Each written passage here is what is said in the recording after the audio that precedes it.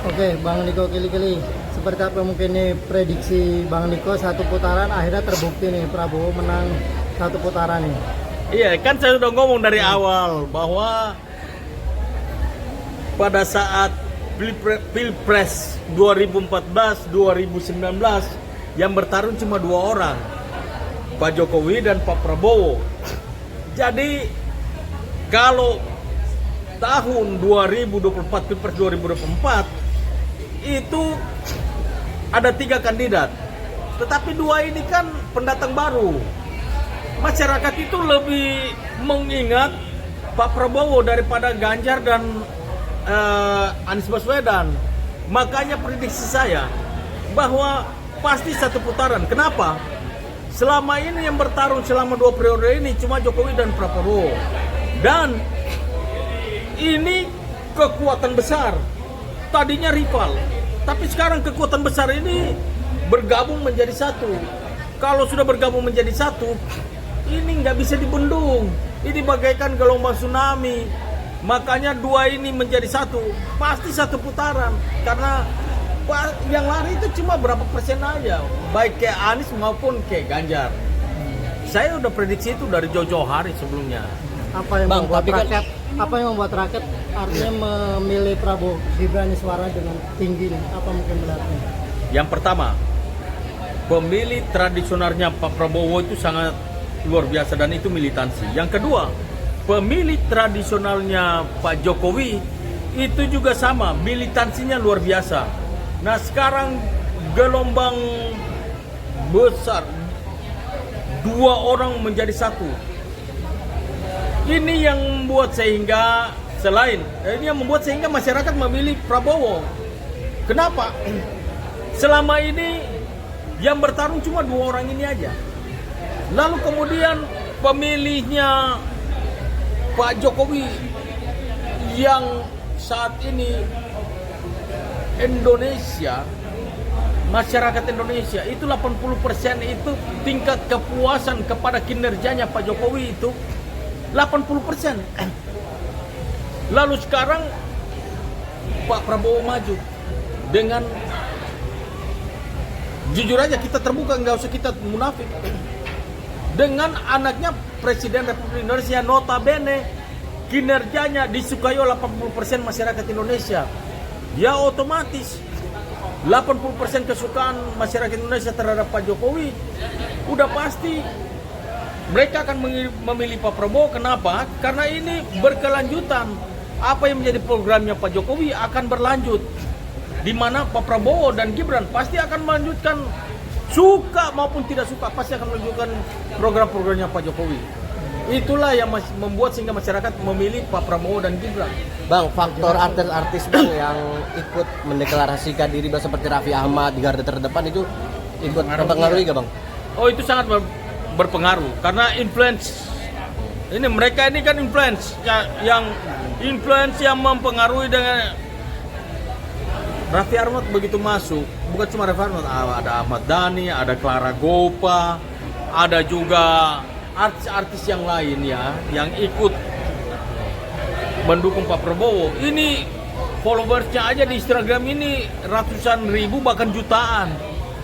Ya otomatis ini pasti akan mempengaruhi pemilihan terhadap Pak Prabowo dan Gibran. Oke Bang, pasca pemilu nih suara Prabowo masih unggul Bang ya, dari lagi lembaga survei semuanya. Tapi banyak yang tidak terima Bang, artinya banyak menuduh ini ada kecurangan. Tanggapannya gimana? Soal yang begitu itu biasa. Iya kan, yang kalah selalu menyalahkan KPU, udah pasti. Padahal secara logika yang pilih itu masyarakat. Yang jadi presiden itu Pak Prabowo Gibran, tapi yang disalahkan itu KPU. Ini kan nggak masuk logika manusia. Jadi di mana-mana, bukan cuma pilpres, pilgub, pemilihan wali kota, pemilihan bupati, pasti selalu yang kalah itu menyalahkan KPU. Ada permainan dan sebagainya macam. Padahal kita tahu bahwa di situ kan ada saksi dari PDIP, saksi dari Gerindra, saksi dari Golkar, saksi dari PAN, saksi P3, semua saksi partai politik ada di situ. Pertanyaannya, kecurangannya di mana? Sementara yang menjadi dasar untuk menentukan siapa yang jadi capres adalah C1. C1 itu nggak bisa direkayasa. Nah sekarang mau disalahkan, masa disalahkan KPU? Ah ini lucu gitu loh. Jadi itu sudah hal biasa. Kalau KPU disalah-salahkan, yang kalah selalu menyalah-nyalahkan KPU, itu biasa.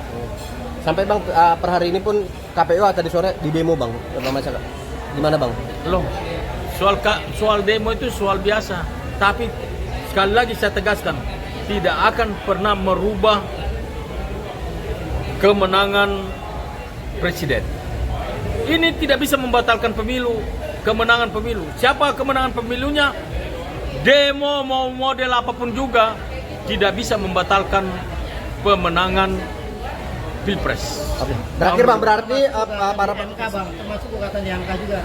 Oh, gugatan MK itu kan udah jelas. Ya, kalau kita bicara gugatan MK, itu pertama ada ambang batas. Ambang batas. Nah, ambang batasnya ini udah jauh bumi langit. Terus, ya mereka mau gugat itu apa? Kan gitu. Jadi, saya yakin bahwa MK akan menolak semuanya ini. Karena terlalu jauh. 01, 03 gabung pun nggak bisa ketemu. Nggak nyampe. Iya. Oke, berarti dengan kata lain para pendukung Prabowo sudah boleh bereuforia merayakan kemenangan ini bang ya? Kita nggak boleh jumawa, nggak boleh juga bereuforia, nggak boleh sombong. Saya tegaskan bahwa kemenangan ini adalah kemenangan bangsa Indonesia.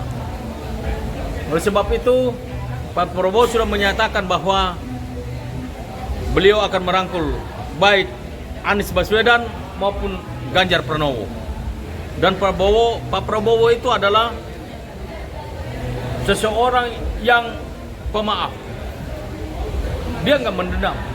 Walaupun dalam debat Pilpres dia diserang oleh Anies, baik Anies maupun Ganjar. Ya kan? Saya ingat satu kalimat yang disampaikan oleh Ganjar Pranowo. Kalau nggak siap debat, jangan debat. Hari ini saya mau tegaskan bahwa kalau nggak siap kalah, jangan nyapres. Kan begitu, iya kan? Tapi itulah negarawannya Pak Prabowo. Walaupun